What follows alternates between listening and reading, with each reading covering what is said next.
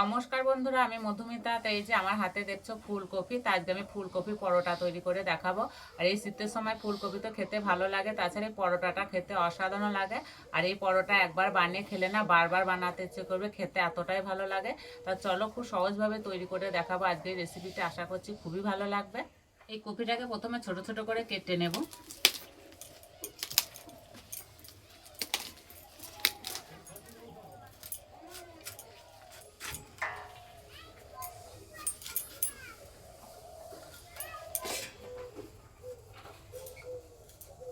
ঠিক এইভাবে কেটে নেব।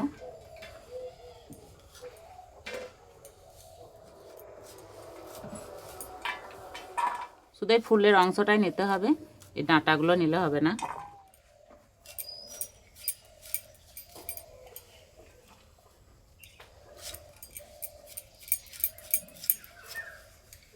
এবার পরিষ্কার করে ধুয়ে নেব।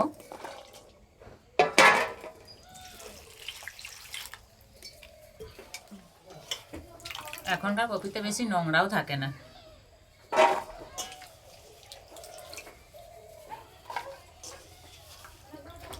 পুরটা রান্না করে নেব, তার জন্য কড়াইয়ে দেবো 2 চামচ তেল। তেলে দেবো 5 ফোড়ন, তেজপাতা, শুকনো লঙ্কা।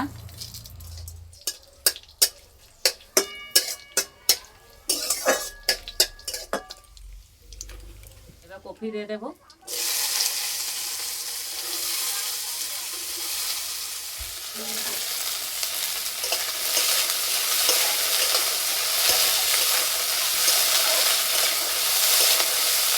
স্বাদ মতো নুন দিয়ে দেবো।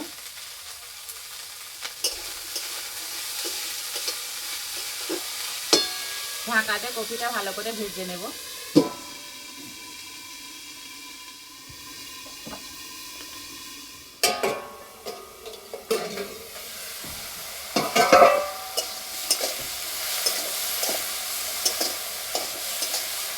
কফি গায়ে যতক্ষণ আঁচ না লাগবে ততক্ষণ এভাবে ভাজতে থাকবো।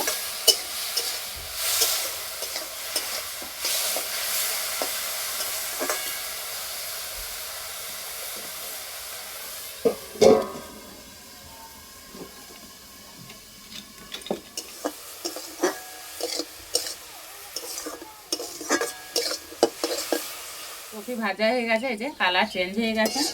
এবার দেবো 1 চামচ আদা রসুন বাটা।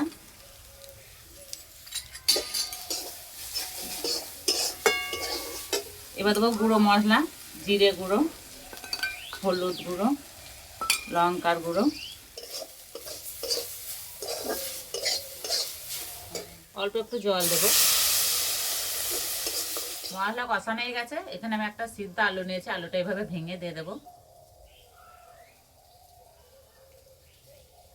এবার দেবো ধনে পাতা কুচি, গরম মশলা গুঁড়ো,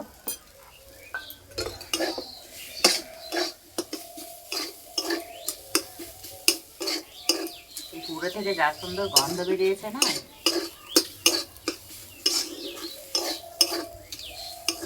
হয়ে গেছে, নামিয়ে দেবো।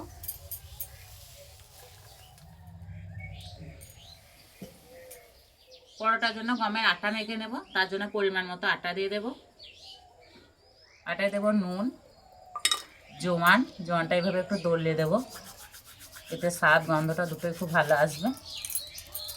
আর দেবো 2 চামচ সাদা তেল, ভালো করে মিশিয়ে নেব।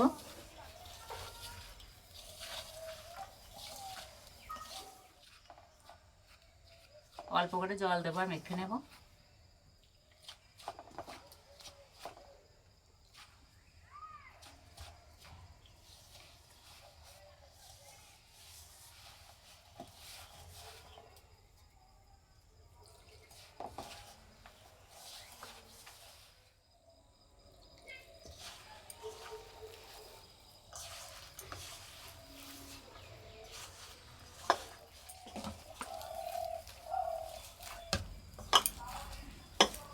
একটু সময় ধরে ভালো করে মেখে নিলে রেস্টে রাখার আর দরকার নেই।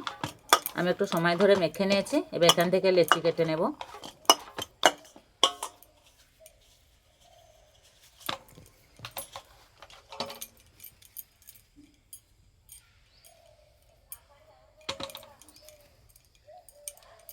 আমি আমি আটা দিয়ে পরোটাগুলো বানাচ্ছি, তোমরা চাইলে ময়দা দিয়েও বানাতে পারো।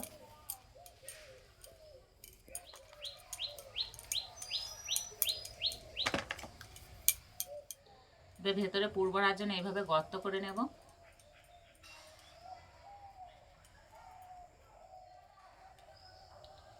তেজপাতা শুকনো লঙ্কা লাগবে না।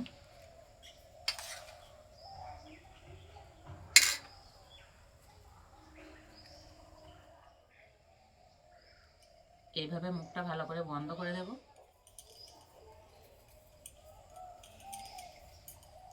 প্রথমে সবগুলো এইভাবে রেডি করে নেব।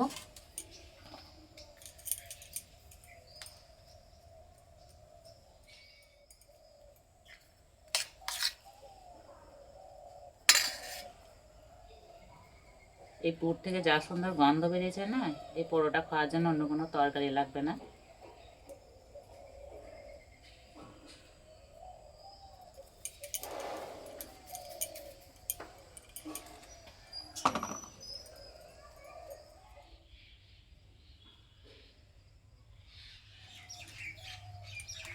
আটা ছিটিয়ে বেলে নেব। এইভাবে একটু সমান করে নেব।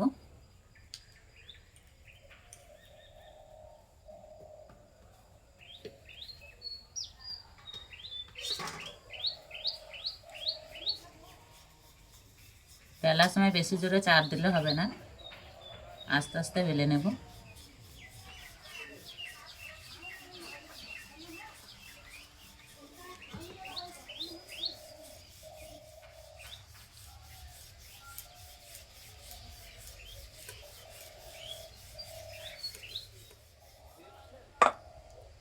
শুকনো আটাটা এইভাবে একটু ঝেড়ে নেব।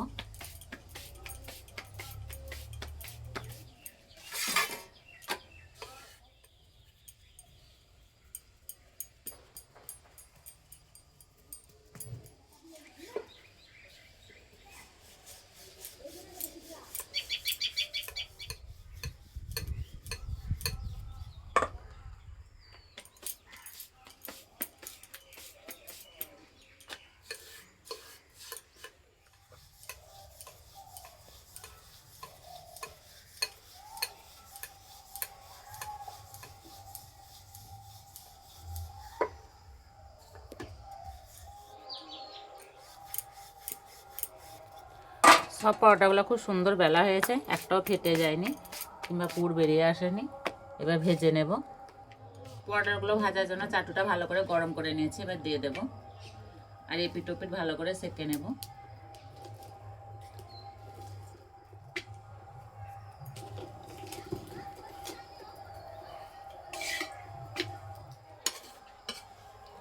ভালো করে সেঁকে নিয়েছি, এবার তেল দিয়ে দেবো।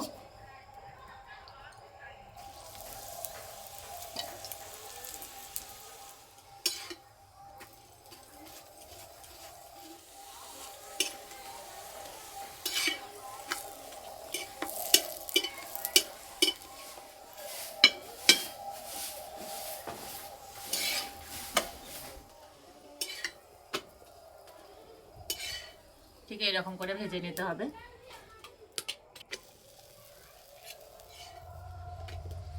পরোটা ভাজতে বেশি সময় লাগে না।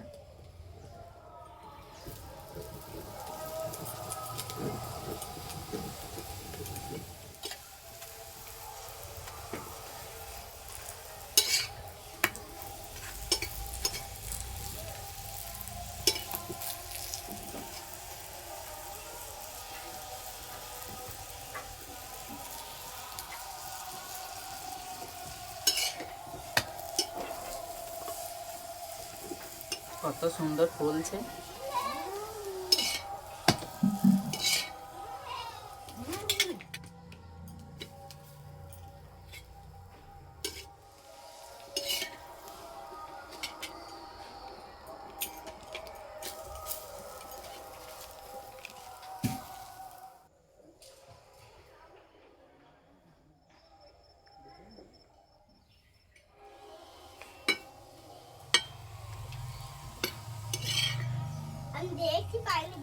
খাওয়ার জন্য একদম রেডি হয়ে গেছে, আর দেখতে কত সুন্দর লাগছে, দেখেই খেতে ইচ্ছে করবে। আর এই যে অরিত্র কখন চলে এসছে, এনা একটু গরম আছে, এভাবে একটু ছিঁড়ে দিলে তাড়াতাড়ি ঠান্ডা হয়ে যাবে। পরোটাগুলো এতটাই নরম হয়েছে, এই যে মুঠো বাঁধলে মুঠো বেঁধে যাচ্ছে, আর ভিতরে একদম পুরে ভরা, আর বেশি করে পুর দেওয়া আছে, খেতে আরও বেশি ভালো লাগবে। এই শীতের সময় গরম গরম পরোটা খেতে দারুণ লাগে।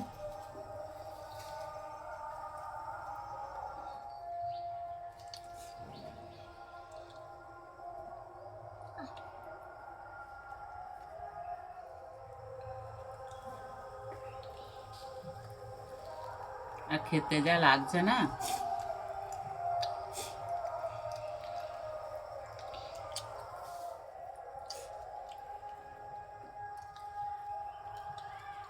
তোমরা চাইলে একটু সস দিয়েও খেতে পারো, তাছাড়া এমনি খেতেও দারুণ লাগছে।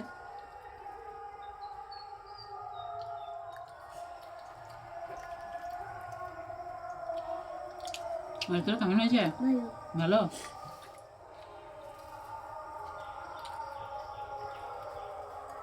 তো এইভাবে তৈরি করে খেয়ে আমাকে কমেন্টে জানাবে কেমন লেগেছে। আজকে পরোটা রেসিপিটি ভালো লাগলে বন্ধুদের সঙ্গে শেয়ার করবে, চ্যানেলটি সাবস্ক্রাইব করবে। আজকে এই পর্যন্ত, আবার অন্য কোনো রেসিপিতে দেখা হবে।